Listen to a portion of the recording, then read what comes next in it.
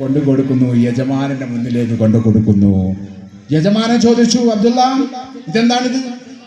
ഇത് നാവ്.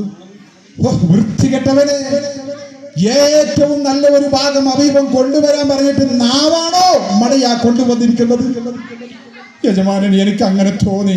ഇതൊരു മോശമായ അവയവമല്ലേ നാവ്? എന്നാ വേണ്ട, നിന്നൊന്ന് പരീക്ഷിക്കണല്ലോ, ഏറ്റവും മോശമായ അവയവം കൊണ്ടുപോകാന്ന് പറഞ്ഞു.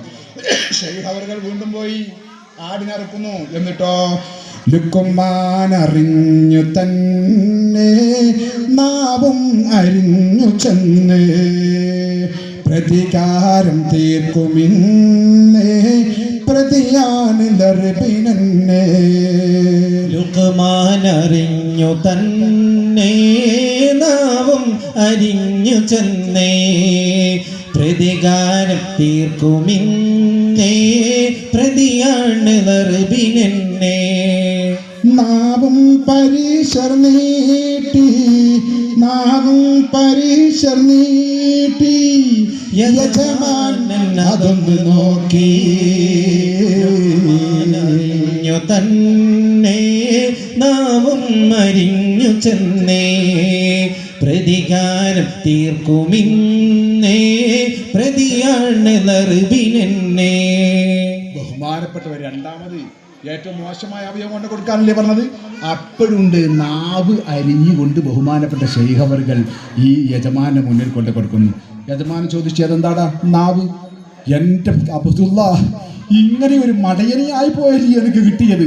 ഏറ്റവും നല്ല അവയവം കൊണ്ടുവരാൻ പറഞ്ഞിട്ട് നാവ് കൊണ്ടുവന്നിരിക്കുന്നത്, ഏറ്റവും മോശമായ അവയവം കൊണ്ടുവരാൻ അതും നാവ് കൊണ്ടുവന്നിരിക്കുന്നത്. എൻ്റെ പ്രിയപ്പെട്ടവരെ, ഇവിടെ ഏറ്റവും വലിയൊരു തത്വം പഠിപ്പിക്കുകയാണ് മഹാനായ ശൈഖ് അവർകൾ. ഒരു മനുഷ്യൻ്റെ ഏറ്റവും നന്നായാൽ അവയവം, ഏറ്റവും നല്ല അവയവം അത് നാവാൻ. മോശമായാൽ ഏറ്റവും മോശമായ അവയവം അത് നാവാണെന്ന വലിയൊരു തത്വം ബഹുമാനപ്പെട്ട ശൈഖ് അവർകൾ ഇവിടെ യജമാനെ പഠിപ്പിക്കാം. യജമാൻ എന്ത് ചെയ്യില്ല, ഇതൊന്നും അറിയുന്നില്ലല്ലോ, അങ്ങനെ കഴിഞ്ഞു കൂടിയാണ്. ചുരുക്കത്തിൽ നമ്മുടെ കഥാപ്രസംഗം ഇൻഷാ അല്ലാഹ് നിർത്തുകയാണ്. വർഷം ഏകദേശം 9 വർഷമായി. 10ഓളം വർഷത്തോളം ത്യാഗം സഹിക്കണമെന്ന് ബഹുമാനപ്പെട്ടവർക്ക് ദിവ്യ സന്ദേശം ലഭിച്ചിട്ടുണ്ട്. അങ്ങനെ ദിവസങ്ങൾ പലത് കഴിഞ്ഞ് അതാ ആ നിമിഷം വന്നിരിക്കുന്നു. വർഷങ്ങളും 10 കഴിഞ്ഞിടുന്നേ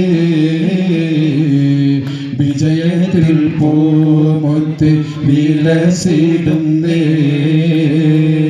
ബഹുമാന്യർക്ക് അവസാന പരീക്ഷണമേ വരുന്നുണ്ട്. സബീദയും ഒരുങ്ങി തന്നെ.